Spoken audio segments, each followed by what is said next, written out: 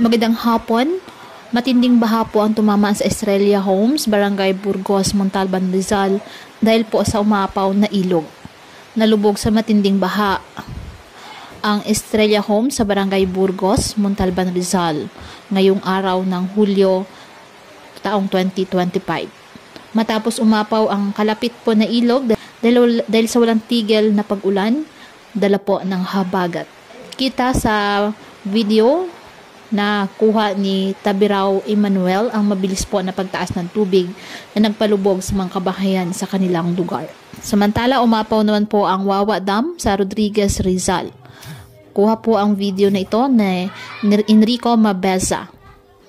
Ang pag-apaw po ng dam ay maaaring magdulot ng pagtaas ng tubig sa Marikina River at pagbaha sa mga babang lugar sa paligid ng ilog na ito. Maganda yan doon sa baba.